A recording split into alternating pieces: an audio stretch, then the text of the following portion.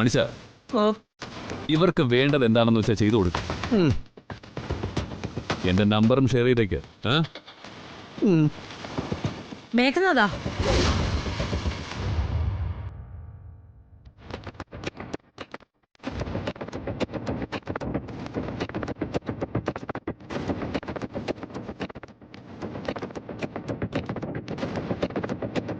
എന്തു ഭാവിച്ചാ നീ? എന്ത് ഭാവിക്കാൻ? നീ ഈ കള്ളികൾക്ക് ചോദിച്ച പൈസ കൊടുക്കാൻ പോവാണോ? ഞങ്ങൾ കള്ളികളൊന്നുമല്ല. പിന്നെ സത്യഭാമമാരാണോ? ഇവിടെ നിന്ന് അഭ്യാസം ഇറക്കാതെ മര്യാദയ്ക്ക് പോവാൻ നോക്ക്. നിങ്ങൾ ആരാ ഇങ്ങോട്ട് ക്ഷണിച്ചത്? വെറുതെ ഭ്രാന്ത് കാണിക്കാതെ അകത്തെങ്ങാനും പോയിരിക്കെ. നിങ്ങളോട് ഞാൻ പറഞ്ഞിട്ടുള്ളത് എന്റെ കാര്യത്തിൽ തലയിടരുതെന്ന്. പോവാൻ. ഓരോരോ ഭ്രാന്തുകൾ. നിങ്ങൾ നിങ്ങളുടെ ജോലി ചെയ്തോളൂ. മനുഷ്യ വേണ്ടത് എന്താണെന്ന് വെച്ചാൽ ചെയ്തു കൊടുത്തോളൂ. ശരി സാർ. Okay sir. ആ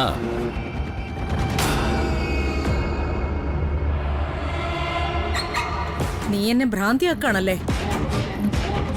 ഞാനല്ല, ആളും അവസരവും നോക്കാതെ പെരുമാറിയിട്ട് ആ പട്ടം നിങ്ങൾ സ്വയം മേടിച്ചെടുക്കുന്നത് എനിക്കതിൽ ഉത്തരവാദിത്വമൊന്നുമില്ല. ഒന്ന് നിന്നേ.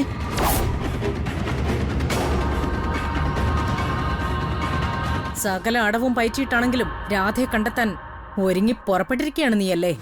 അതെ. അതിന് നീ ജയിക്കില്ല മേഘനാഥ. പകരം ഞാനേ ജയിക്കൂ. നിനക്ക് മുൻപ് ഞാൻ കണ്ടെത്തിയിരിക്കും ആ രാധയെ. നിനക്ക് മുൻപിൽ അവളിനി വരണോ വേണ്ടയോ എന്ന് ഭവാനിയാണ് തീരുമാനിക്കുന്നത്.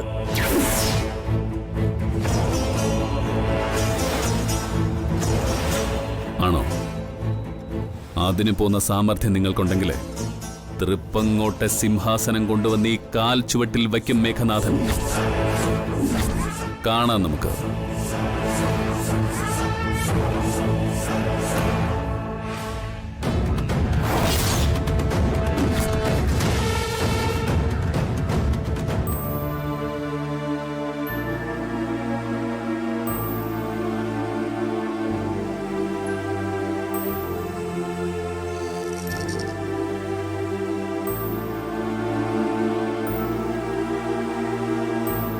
രാധേ, എന്താ രാധേ, എന്താ സംഭവിച്ചത്? അച്ചു എവിടെ? അകത്ത് ഡോക്ടർ പരിശോധിക്കുക. ഇതുവരെ ഒന്നും പറഞ്ഞില്ല. അവന് വലിയ മുറിവ് വല്ലതും? പുറത്തു മുറിവൊന്നുമില്ല. ബോധം പോയിരുന്നു. പക്ഷെ വണ്ടി പിടിച്ച് ഞാനിവിടെ കൊണ്ടുവന്നപ്പോഴേക്കും ബോധം വന്നു. ഡോക്ടർ പരിശോധനയ്ക്ക് വന്നപ്പോഴാ ഞാൻ വേണുവേട്ടന് ഫോൺ ചെയ്തത്. എന്താ എന്താ സംഭവിച്ചത്? നീ ഫോൺ ചെയ്തപ്പോഴേ ഞാൻ ശ്രദ്ധിച്ചു. നിന്റെ ശബ്ദം വല്ലാതെ പതറിയിരുന്നല്ലോ. എന്താ കാരണം? അയാൾ എന്നെ തേടി വന്നു വേണുവേട്ട. തൃപ്പങ്ങോട്ട് നിന്ന് ആളെത്തി. ആര്? മേഘനാഥന്റെ പഴയ കാവൽ പട്ടി, ആ വേലയ്യൻ.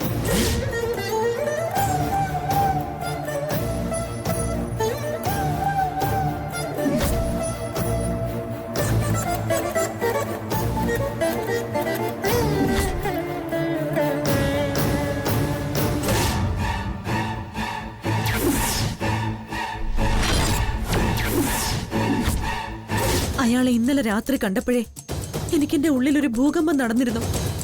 ഇന്ന് രാവിലെ പിന്തുടർന്ന് വന്നപ്പോ പിരിമുറുകി അതങ്ങ് പൊട്ടിത്തെറിച്ചു.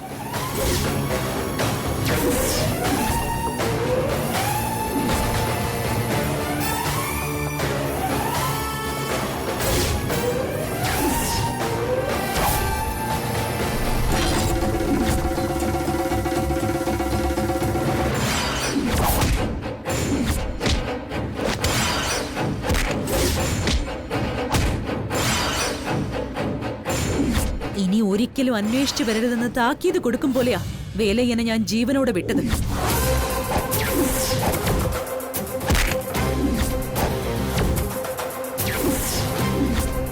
കുറച്ചുനാള് അയാൾ ഏതെങ്കിലും വൈദ്യശാലയിലെ ദേഹം തളർന്നു കിടക്കുമെന്ന് ഉറപ്പാ. പക്ഷേ അയാൾ നേരത്തെ തന്നെ രാധയെക്കുറിച്ചുള്ള വിവരങ്ങൾ ശത്രുക്കളെ അറിയിച്ചിട്ടുണ്ടെങ്കിലോ? ഇതിനകം തന്നെ അവർ നിങ്ങളെ സ്പോട്ട് ചെയ്തിട്ടുണ്ടോ ഇല്ലയോ എന്ന് എങ്ങനെ അറിയാൻ പറ്റും? സത്യം പറഞ്ഞ എനിക്കത് അറിയില്ല വേണുവേട്ട. ഭാവിയെക്കുറിച്ച് എനിക്കിപ്പോ ആലോചനകളൊന്നുമില്ല. വരുന്നിടത്ത് വെച്ച് കാണാമെന്നുള്ളൊരു ധൈര്യം ഉണ്ടല്ലോ, ആ ഒരു ധൈര്യമില്ലേ, ഒരു വിപതി ധൈര്യം, അത് മാത്രമേ മനസ്സിലുള്ളൂ. സത്യം. മനസ്സിലായി. വേലയും വന്നതുകൊണ്ടാണ് രാധ എന്നെ വിളിച്ചതെന്ന് മനസ്സിലായി. പക്ഷേ പെട്ടെന്നൊരു ആവശ്യമെന്ന ആരുണ്ട് സഹായത്തിന്? ആരുമില്ല. അതുകൊണ്ട് ഞാൻ പറയുന്നത് ഇനിയെങ്കിലും എല്ലാം പ്രസാദിനെ അറിയിക്കണമെന്നാ. ആ, വേണ്ട വേണുവേട്ടാ, വേണ്ട. അതിന് സമയമായിട്ടില്ല ഇതുവരെ. പക്ഷേ തന്റെ കാര്യത്തിൽ ഏറ്റവും കൂടുതൽ ഹെൽപ്പ് ചെയ്യാൻ പറ്റുന്ന ഒരാൾ അയാളല്ലേ രാധേ? പിന്നെന്തിനാ ഇനിയും വേണ്ടെന്ന് വെക്കുന്നത്? ആയിരിക്കും. എന്റെയോ അച്ചുവിന്റെയോ ദേഹത്ത് ആരെങ്കിലും ഒരു നുള്ളു പൂഴി വാരിയിട്ടാ പോലും പ്രസാദേട്ടൻ സഹിക്കില്ല. അത് സത്യവുമാണ്. പക്ഷേ പ്രകടമായിട്ട് പ്രസാദേട്ടൻ ഇക്കാര്യങ്ങളിൽ ഇടപെട്ട ഏറ്റവും വലിയ ശത്രു ആവാൻ പോകുന്നത് ആ മേഘനാഥനായിരിക്കും. അയാൾ എന്തും ചെയ്യാൻ മടിക്കാത്തവനാ. പ്രസാദേട്ടനെയോ ആ കുടുംബത്തിലെ ആരെയോ തൃപ്പങ്ങോട്ടിനു വേണ്ടി ഞാനായിട്ട് ബലി കൊടുക്കില്ല. അങ്ങനെ ചിന്തിക്കേണ്ട കാര്യമുണ്ടോ? ഭാര്യയും ഭർത്താവെന്ന് പറയുമ്പോൾ ഒരുമിച്ച് നിൽക്കേണ്ടവരല്ലേ നിങ്ങള്? സുഖത്തിലും ദുഃഖത്തിലും പ്രതിസന്ധികളിലും ആപത്തുകളിലും എല്ലാം ഒന്ന് ആലോചിച്ച് നോക്കൂ. പ്രസാദേട്ടൻ എന്റെ ആരുമല്ല വേണുവേട്ടൻ. നാളെ നല്ലൊരു പെൺകുട്ടിയോടൊപ്പം ഇഷ്ടമുള്ളൊരു ജീവിതം ജീവിക്കേണ്ട ആളാണ്. അത് നിങ്ങൾക്ക് ആർക്കും അറിയാത്തത് കൊണ്ടാണ്. രാധ എന്താ ഒന്നും പറയാത്തത്? അഞ്ജലി,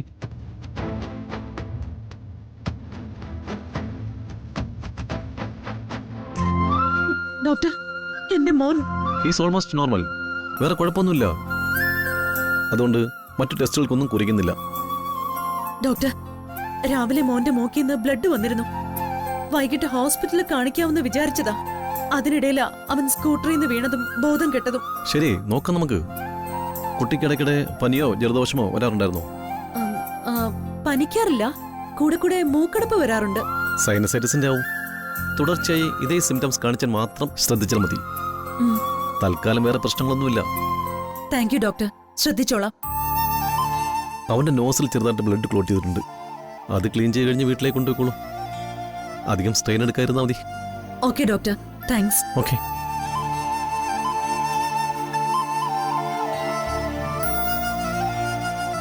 എന്തായാലും മോന്റെ കാര്യം പ്രസാദ് അറിയില്ലേ? എന്തു പറ്റിയെന്ന് പറയും താൻ? മോന് കുഴപ്പമൊന്നുമില്ലല്ലോ. അതുകൊണ്ട് പ്രസാദേട്ടനോട് പറയുന്നില്ല ഇനി. അച്ചു പറയില്ലേ?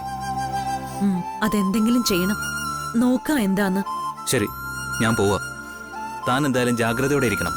താൻ മാത്രമല്ല, ആ വീട്ടിലുള്ളവരും. രാധയെ നേടാൻ മേഘനാഥൻ ഇറങ്ങി പുറപ്പെട്ട ചുട്ട് ചാമ്പലാക്കാൻ പോകുന്നത് ആരുടെയൊക്കെ ജീവിതങ്ങളായിരിക്കുമെന്ന് ഊഹിക്കാൻ നമുക്ക് ആർക്കും കഴിയില്ല. അറിയാലോ? അയാള് വരട്ടെ വേണുവേട്ടാ. ഒന്നും അത്ര എളുപ്പമായി ഞാനിനി വിട്ടുകൊടുക്കില്ല. എനിക്കെന്റെ ജീവൻ ഉപേക്ഷിച്ച് പോകേണ്ടി വന്നാലും അയാളെയും കൊണ്ടേ ഞാൻ പോകൂ. അതുറപ്പാ. ഏയ്, അങ്ങനെയൊന്നും സംഭവിക്കില്ല. എല്ലാം അറിഞ്ഞുകൊണ്ട് ഞാനൊക്കെ ഇല്ലേ തൻ്റെ കൂടെ. You will be more careful. Okay? Okay വേണുവേട്ടാ. വിളിച്ചപ്പോ ഓടി വന്നതിന് താങ്ക്സ്. ശരി.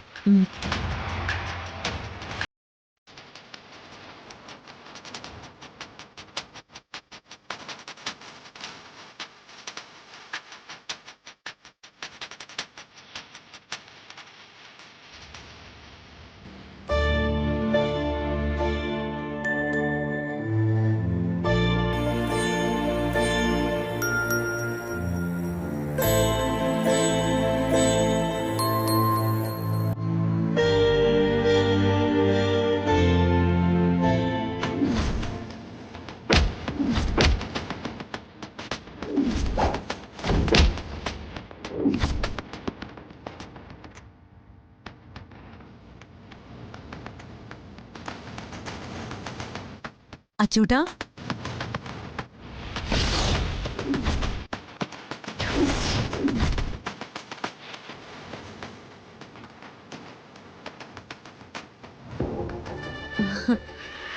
ഇപ്പൊ എങ്ങനെയുണ്ട് അച്ചൂട്ടന്? അമ്മ ആരാ? പറ അമ്മേ, അമ്മ ആരാ? എന്താ മോനെ നീ അങ്ങനെ ചോദിച്ചേ? അമ്മ ഒരു പാവ അമ്മയാണെന്നാ ഞാൻ വിചാരിച്ചത്. പക്ഷേ അമ്മ എന്നെ പറ്റിക്കുവാന്ന് എനിക്ക് മനസ്സിലായി. അയ്യോ, അമ്മ എന്തിനാ മോനെ പറ്റിക്കുന്നെ? സൂപ്പർ ഹീറോസ് ഒക്കെ അങ്ങനെയാ. മറ്റുള്ളവരടുത്ത് പാവം പോലെ നിൽക്കും, സാധാരണക്കാര് പോലെ. വളരെ കുറച്ചു പേർക്കേ അറിയാവൂ അവർ സൂപ്പർ ഹീറോ ആണെന്ന്. അമ്മയും അങ്ങനെയാണെന്ന് എനിക്ക് ഇന്നാ മനസ്സിലായത്. അമ്മയപ്പോ സൂപ്പർമാനെ പോലെ സൂപ്പർ ഗേൾ ആണല്ലേ?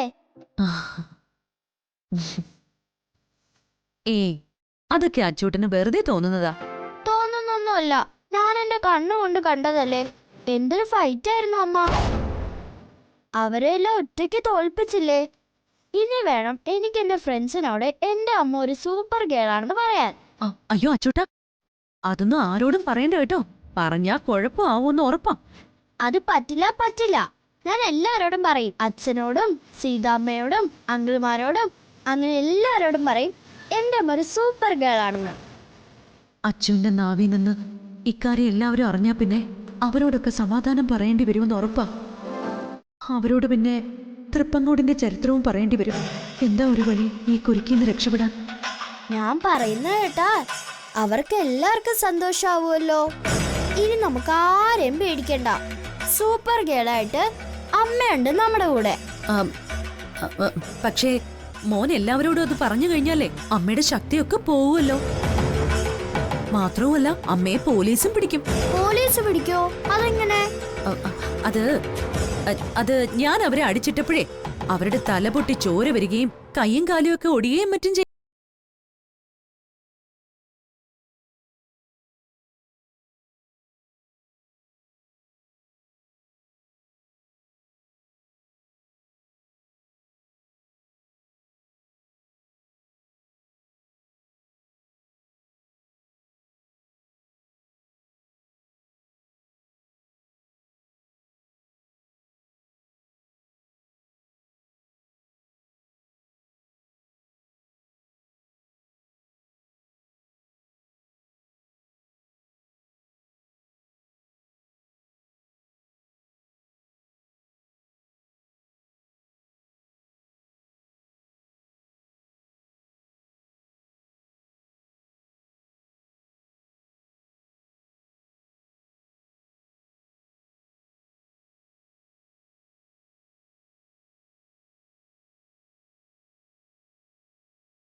എനിക്കും ധരിക്കുമല്ലോ. എന്നാ പിന്നെ എനിക്കും കിട്ടുമല്ലോ സൂപ്പർ പവർ. സൂപ്പർമാൻ ആവാൻ. മോൻ അതിനുള്ള പ്രായം ആയില്ലല്ലോ. ആകുമ്പോ പറഞ്ഞാ പോരെ. സൂപ്പർ പവർ കിട്ടാൻ പ്രായം എന്തിനാ? ഹാരി പോട്ടറൊക്കെ ഒത്തിരി പ്രായമൊന്നും ഇല്ലായിരുന്നല്ലോ. എന്നിട്ടും സൂപ്പർ പവർ കിട്ടിയല്ലോ. അത് വേറെ നാടല്ലേ. വേറെ മനുഷ്യര്, ദൈവങ്ങള്, ആചാരങ്ങള്. അവിടെ പ്രായമൊന്നും പരിഗണിക്കില്ല. അതുപോലെ അല്ലല്ലോ നമ്മുടെ നാട്.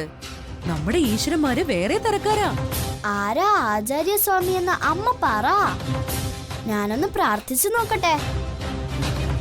എന്നാലല്ലേ അറിയാൻ പറ്റൂ സൂപ്പർ പവർ കിട്ടോ ഇല്ലയോ എന്ന്. ചെറിയ കുട്ടികളോട് ആചാര്യസ്വാമിയെ കുറിച്ച് സംസാരിക്കാൻ പാടില്ലെന്നാ. അങ്ങനെ ചെയ്താ ആചാര്യസ്വാമിക്ക് ദേഷ്യം വരും. അമ്മയുടെ ശക്തി കൂടി നഷ്ടപ്പെടുമെന്ന് ഉറപ്പാ. അയ്യോ, അമ്മയുടെ ശക്തി നഷ്ടപ്പെടുവോ? അതെ, മോൻ ഇന്ന് നടന്ന കാര്യമൊന്നും ആരെ അറിയിക്കരുത്. ആ ഗുണ്ടകള് നമ്മളെ ഉപദ്രവിക്കാൻ വന്നതോ മോൻ വീണതോ അമ്മ ഫൈറ്റ് ചെയ്തതോ ഒന്നും ആരോടും പറയരുത്. പറഞ്ഞാ ആ ആചാര്യസ്വാമി കോപിച്ച് അമ്മയുടെ ഈ പവർ നഷ്ടമാവും. അതുകൊണ്ടാ. പക്ഷേ ഇവിടെ ഹോസ്പിറ്റലിൽ വന്ന കാര്യമോ? അത് നമ്മള് സ്കൂള് വിട്ടു കഴിഞ്ഞ് ഹോസ്പിറ്റലിൽ പോവാന്നല്ലേ പറഞ്ഞിരുന്നത്. നമ്മള് വന്നു, കണ്ടു, വേറെ കുഴപ്പമൊന്നുമില്ല, തിരിച്ചു പോന്നു. അത്രേ വീട്ടിൽ പറയാവൂ. ആണോ? അത്രയും പറഞ്ഞാ മതിയോ? ആ മതി. കൂടുതലും പറയരുത്, കുറവും പറയരുത്. കേട്ടല്ലോ? കേട്ടു. എന്നാ പ്രോമിസ് ചെയ്യ ആരോടും പറയില്ലാന്ന്. I promise. നല്ല അച്ചൂട്ടൻ.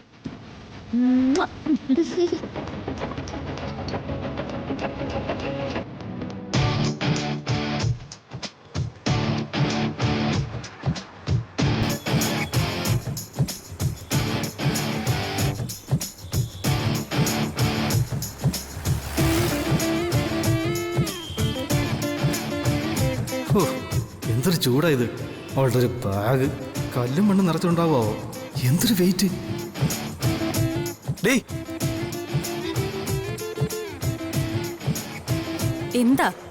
എന്താന്നോ?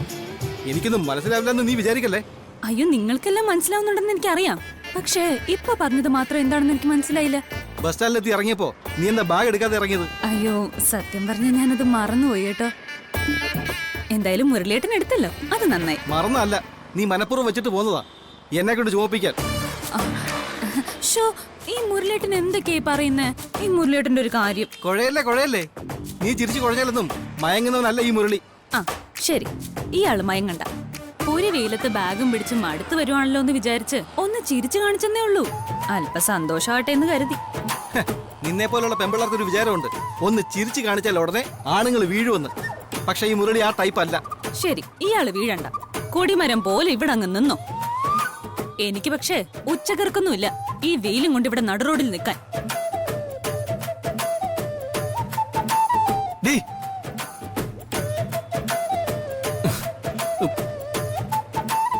നിനക്ക് മനസാക്ഷി ഉണ്ടോടി എന്നെ ഇട്ട് ഇത്രമാത്രം കഷ്ടപ്പെടുത്താൻ? നിന്നെ കണ്ടപ്പം മുതലേ എന്റെ കഷ്ടകാലം തുടങ്ങിയതാ. കല്യാണം കഴിച്ചതോടെ അത് ഇരട്ടിയായിപ്പോ. മനുഷ്യൻ നേരെ ചൊവ്വേ ഉറങ്ങിയിട്ട് കാലം കുറയായി. അതിന് പുറമെയാ ഈ ചുമട്ടുകാരന്റെ ജോലി നടത്തും. ഇത്രയ്ക്ക് കഷ്ടപ്പാട് പഠിച്ചിരുന്ന സമയത്ത് ഞാൻ സഹിച്ചിരുന്നെങ്കിൽ മിനിമം ഞാനിതൊരു ജില്ലാ കളക്ടറെങ്കിലും ആയനെ. അയ്യടാ, ഒരു കളക്ടറെ വേറെ ഒരു പദവിയും കണ്ടില്ലേ നിങ്ങൾക്ക് കയറിയിരിക്കാൻ? നിങ്ങളുടെ സ്വഭാവം വെച്ച് ഒരു സിനിമാ തിയേറ്ററിലെ ടിക്കറ്റ് കളക്ടറുടെ ജോലി പോലും കിട്ടില്ല. നോക്കിക്കോ. എടി അഹങ്കാരി, ഭദ്രകാളി, വടയക്ഷി, ഒന്ന് മിണ്ടാതിരിക്ക്. എന്റെ തല വേദനിക്കുന്നു. എത്ര നേരമായിട്ട് ബസ്സിലിരുന്നതാ. ഇറങ്ങിയപ്പോ മുതൽ നിങ്ങളുടെ അലപ്പും ബഹളവും വേറെ. വയ്യ എനിക്ക്. എവിടെന്നെങ്കിലും ഒരു ചായ എങ്കിലും കിട്ടിയിരുന്നെങ്കിൽ കുടിക്കായിരുന്നു. ഇതാ അവിടെയുണ്ട്, വാ.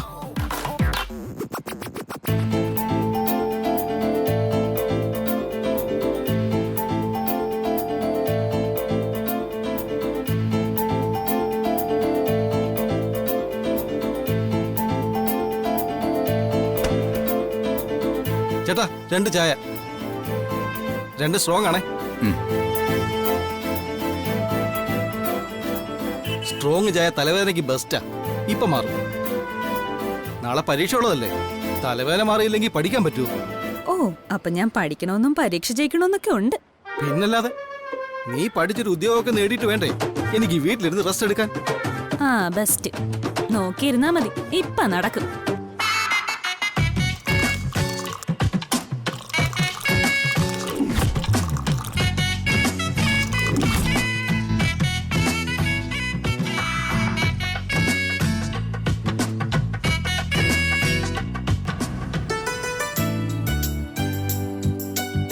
ആഹാ, നല്ല ചായ അല്ലേ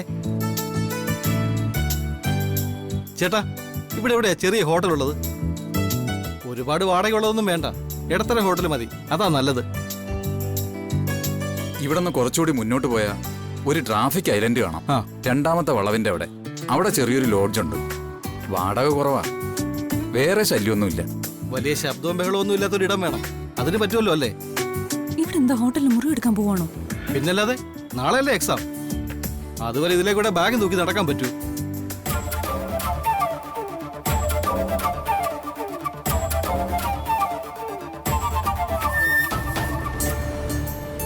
ആ വാ.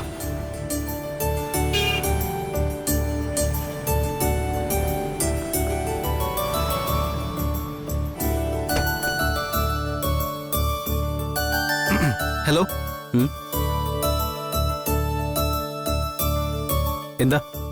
റൂം വേണമായിരുന്നു. 2 റൂം വേണോ അതോ രണ്ടാൾക്കും കൂടെ ഒരു റൂം മതിയോ? ഒരു റൂം മതി. ഒരു റൂം എന്ന് പറഞ്ഞാൽ ഡബിൾ റൂം വേണോ അതോ സിംഗിൾ റൂം മതിയോ? സിംഗിൾ കിട്ടുമോ? ചാർജ് എത്രയായിരിക്കും? ഒരാൾക്ക് സിംഗിൾ കിട്ടും. 2 പേർക്ക് ഒരുമിച്ച് തന്നെ താമസിക്കണമെങ്കിൽ ഡബിൾ വേണം. 1200 ചാർജ് ആവും. ആ ശരി, എങ്കിൽ ഡബിൾ എടുത്തോ. ID കാർഡും അഡ്വാൻസ് 2000 രൂപയും വേണം.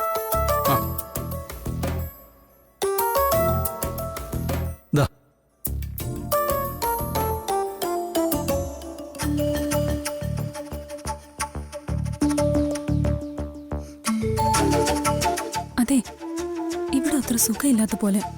ആളും എനക്കൊന്നുമില്ല. നമുക്ക് വേറെ എവിടെയെങ്കിലും റൂം കിട്ടുമെന്ന് നോക്കിയാലോ? 1200 രൂപയ്ക്ക് ഇതൊക്കെ കിട്ടൂ. 5 സ്റ്റാർ ഹോട്ടൽ റൂം വേണമെങ്കിലേ കൊച്ചമ്മ സ്വന്തം പേഴ്സിൽ നിന്ന് ഒരു 10,000 രൂപ എടുത്തതാ. നമുക്കൊരു ടാക്സി പിടിച്ച് അവിടെ ചെന്നിറങ്ങാം. ടോപ്പിലാ, റൂം നമ്പർ 102. ഞാൻ കൂടെ വരാം. ലഗേജ് എവിടെയാ? വേണ്ട വേണ്ട, എക്സ്ട്രാ ലഗേജ് ഒന്നും ഇല്ല. താക്കോലിങ്ങി തന്നാൽ മതി, ഞങ്ങളങ്ങ് പോയിക്കോളാം. പിന്നെ ഞങ്ങളെ ഇടയ്ക്കിടയ്ക്ക് വിളിച്ച് ഡിസ്റ്റർബ് ചെയ്യരുത്. അല്പ സമാധാനം കിട്ടാനാ ഇതുപോലെ ഒരിടത്ത് വന്നത്. സമാധാനമൊക്കെ ഇഷ്ടം പോലെ കിട്ടും. പിന്നെ ഒരു കാര്യം, നിങ്ങള് ഭാര്യ ഭർത്താക്കന്മാർ തന്നെയാണല്ലോ അല്ലേ? അല്ലാതെ പിന്നെ അതെന്താ അങ്ങനെ ചോദിച്ചത്? അല്ല, ഇവിടെ പലരും വന്ന് റൂം എടുക്കാറുണ്ട്, ഭാര്യയും ഭർത്താവും എന്നൊക്കെ പറഞ്ഞു. അതുകൊണ്ടാ. യഥാർത്ഥത്തിൽ ഈ സംഭവം വേറെയാ. ഒടുവില് പോലീസ് ജീപ്പ് ഈ നടയിൽ വണ്ടി കൊണ്ടൊന്ന് ചവിട്ടി നിർത്തരുത്. ഞങ്ങളുടെ സ്ഥാപനത്തിന് നാണക്കേടാ. അതാ നേരത്തെ ചോദിച്ചത്. ഞങ്ങൾ അത്ര ഉടായ്പുകാരൊന്നും അല്ല. യഥാർത്ഥ ഭാര്യ ഭർത്താക്കന്മാരാ. വേണമെങ്കിൽ തെളിവ് കാണിച്ചു തരാം. ആ ദാ ദാ നോക്കടോ.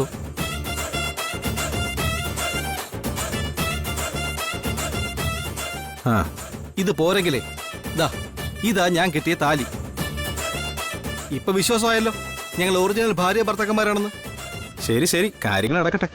കാര്യങ്ങളൊക്കെ ഞങ്ങൾ നടത്തിക്കോളാം. ഇനി ഞങ്ങളെ ശല്യപ്പെടുത്താൻ വരരുത്, കേട്ടല്ലോ? ഓക്കെ സാർ, സാറിന്റെ ഇഷ്ടം പോലെ. വെള്ളമോ ഫുഡോ എന്തെങ്കിലും വേണമെങ്കിൽ വിളിച്ചാൽ മതി, ഞാൻ കൊണ്ടുവരാം. ഓ, താനാ കീങ് എന്നേ.